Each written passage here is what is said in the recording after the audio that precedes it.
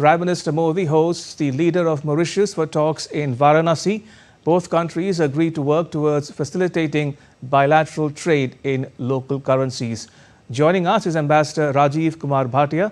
He is a former Indian envoy to Myanmar, Mexico, South Africa and Kenya. Ambassador Bhatia, welcome to DD India News Hour. Now, first things first, what do you make of the choice of Varanasi as the venue? Do you think it's time world leaders are hosted in cities other than, say, New Delhi, Mumbai or Chennai? Why not in Nalanda, Jaipur, Gwalior or Visakhapatnam? Is that yes, it's a very good idea. I think this is a very effective way to project India's cultural, historical and other kind of diversity.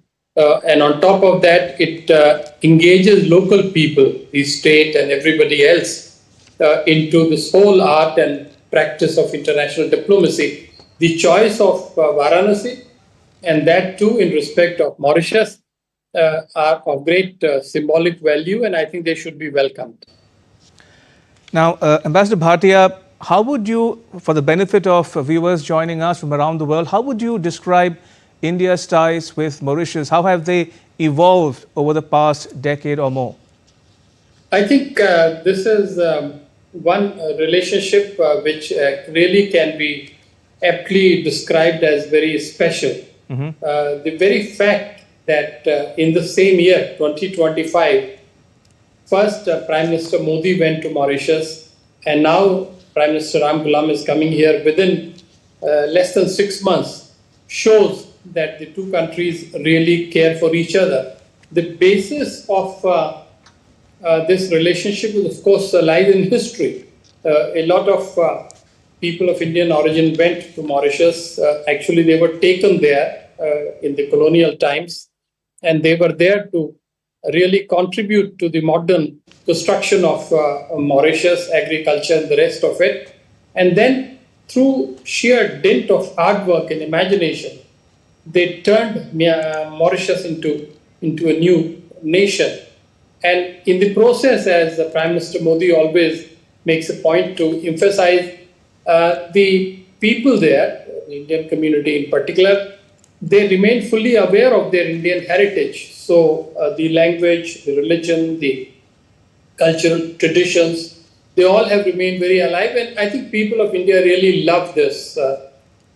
And on the other hand, I think Mauritius often sees India as a kind of distant motherland, as a kind of the place from where everything originated for Mauritius, and therefore they highly value the cooperation in various fields, not just high statecraft things like maritime security and diplomacy and coordinated views on global affairs, but on day-to-day, cooperation that impacts on the lives of people, digital transformation, health, education, and the rest of it. And so my final point is that if we look today at the list of outcome documents which have emerged from a very productive meeting between the two prime ministers, we begin to realize that this is one relationship that touches the youth, the women, the business community, and that is the reason why there is so much interest and importance in it. Indeed, and since you referred to the outcomes, Ambassador, let's talk a bit about the outcomes then. India and Mauritius have signed a number of MoUs. India has decided also on a special economic package for Mauritius.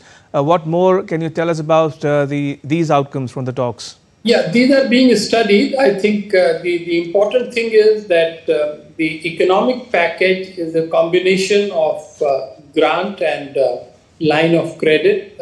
I think, as you know, lines of credit by India, have always been a regular instrument, but now more and more, given India's rising resource base, there is an attempt to bring in the grant element in a significant manner.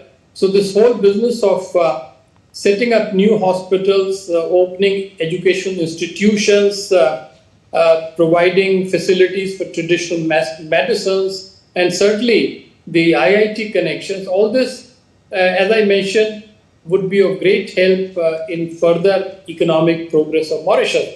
I should also mention that Mauritius, as we all know, is an island nation. It is one of the original champions and propounders of the concept of blue economy. And so in the field of blue economy, in terms of maritime economic cooperation, there's a huge scope and potential between our two countries. And above all, of course, we know that the Sagar doctrine of Indian foreign policy 10 years back and now the Mahasagar doctrine of Indian foreign policy, they were both announced by the Indian Prime Minister on the soil of Mauritius. That indicates to you the importance New Delhi attaches to this relationship. Indeed, and also Ambassador Bhatia, Prime Minister Modi congratulated Prime Minister Ram Ghulam and the people of Mauritius on the conclusion of the Chagos Agreement, describing it as a historic victory for the island nation's sovereignty. He said that India has always supported decolonization and the full recognition of Mauritius' sovereignty. Now, for the benefit of viewers, Ambassador, let me add here that in May this year, the UK decided to hand over the sovereignty of the Chagos Islands, including the tropical atoll of Diego Garcia, to Mauritius under a historic deal. The UK is giving up the rights of the islands after more than 50 years. Now, under the agreement, the UK will have full responsibility for security of strategically located Diego Garcia. Now, talking about this agreement, Ambassador, what explains the importance of the Chagos Islands in general and the island of Diego Garcia in particular?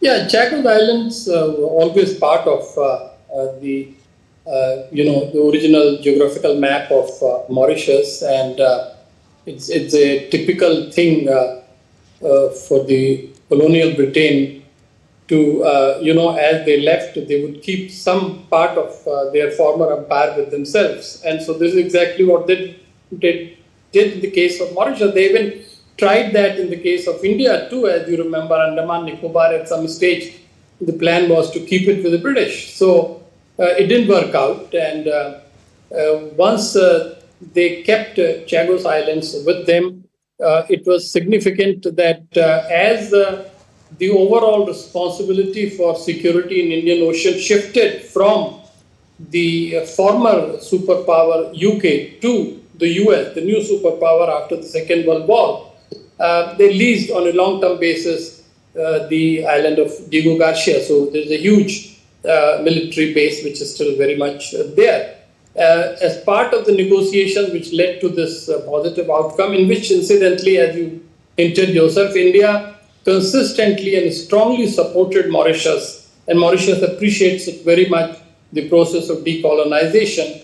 So the military base with Americans continued.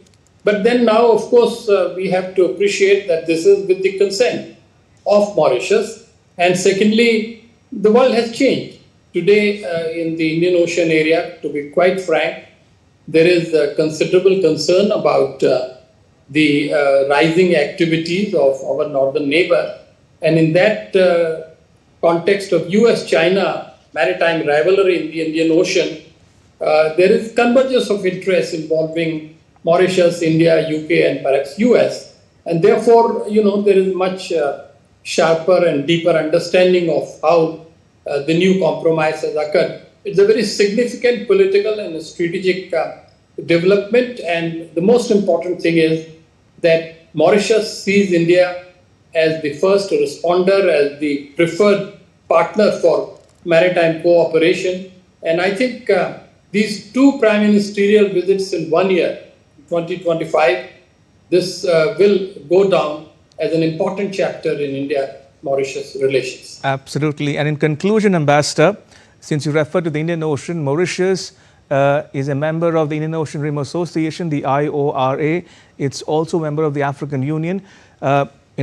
You've served in Africa, in South Africa and Kenya. So do you see Mauritius as a gateway of sorts for India to the African continent?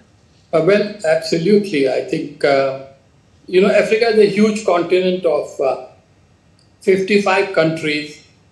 We, of course, our companies have the possibility to go into African market directly, but sometimes that becomes difficult. And therefore, you need to use the gateways, and certainly for going into southern and eastern Africa, Mauritius has traditionally been a gateway. They have a very developed fiscal, financial and communication and investment centers and facilities. And in a similar manner, there are other gateways, for example, the Djibouti going into Horn of Africa, or Egypt going into North Africa, or perhaps Ghana going into West Africa. Mauritius has been the traditional route by which ships, pass through from the Indian coast to the African coast. And so I expect that Mauritius would retain that significance. And as you rightly said, they are the host of the Secretariat of IORA, where Secretary General is now an Indian diplomat. So in a way, many things are coming in good alignment. And I think if Mauritius can play an active role, a more active role in deepening India-Africa cooperation, that again will be something that would be mutually beneficial. Ambassador Bhatia, pleasure as always to talk to you. Thank you for your time. Much appreciated. Thank you so much. Thank you for the opportunity. Welcome. Thank you again. Bye.